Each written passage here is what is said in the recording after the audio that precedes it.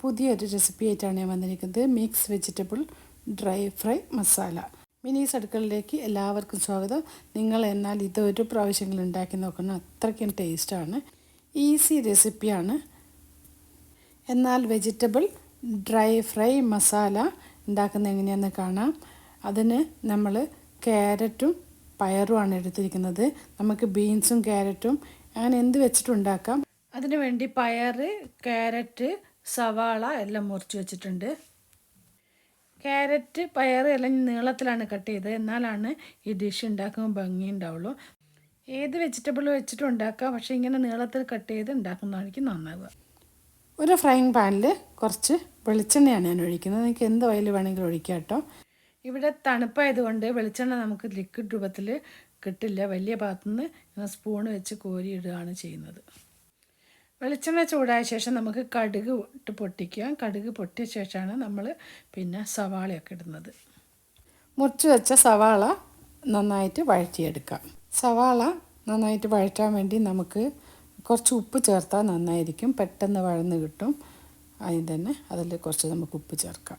ഉപ്പ് ചേർത്ത് നന്നായിട്ട് സവാള വഴറ്റിയെടുക്കാം. സവാള വഴറ്റി ബ്രൗൺ കളർ ആവണ്ട, അതിന് മുന്നേ നമുക്ക് ഇതിൻ്റെ അകത്ത് ക്യാരറ്റ്, പിന്നെ മുറിച്ച് വെച്ച പയർ എല്ലാം കൂടി ഇട്ട് നന്നായിട്ട് ഇളക്കി യോജിപ്പിച്ച് മൂടി വെച്ച് തന്നെ വേവിക്കണം.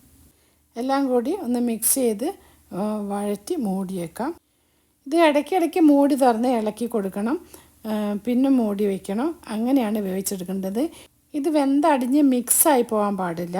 അത് നമ്മൾ ഇടയ്ക്കിടയ്ക്ക് ശ്രദ്ധിച്ച് ഇളക്കി മൂടി വെച്ച് അങ്ങനെ വേവിക്കാം. പിന്നെ മൂടി തുറന്ന് നോക്കിയപ്പോഴത്തേക്ക് കുറച്ച് പച്ചക്കറി വെന്ത് തുടങ്ങിയിട്ടുണ്ട്.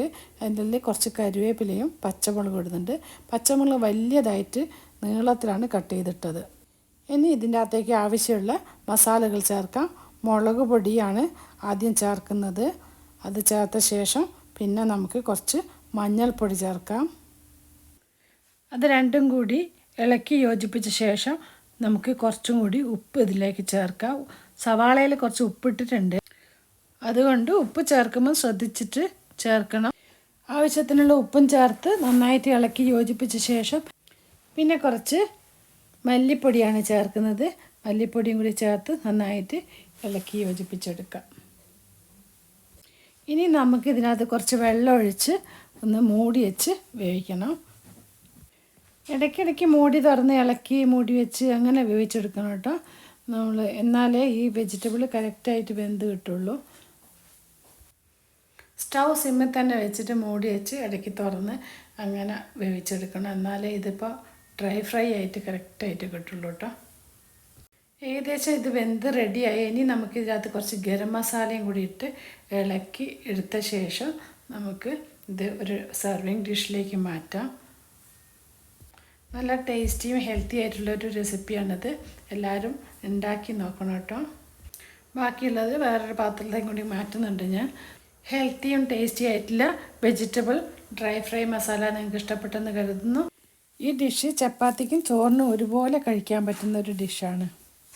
മിനീസ് അടുക്കള സബ്ബിയ താരങ്ങളുണ്ടെങ്കിൽ സബ്ബിയ ലൈക്ക് ചെയ്യുക, ഷെയർ ചെയ്യുക. നല്ല നല്ല റെസിപ്പി ആയിട്ട് വീണ്ടും വരുന്നതായിരിക്കും. എല്ലാവർക്കും ബൈ, വീണ്ടും കാണാം.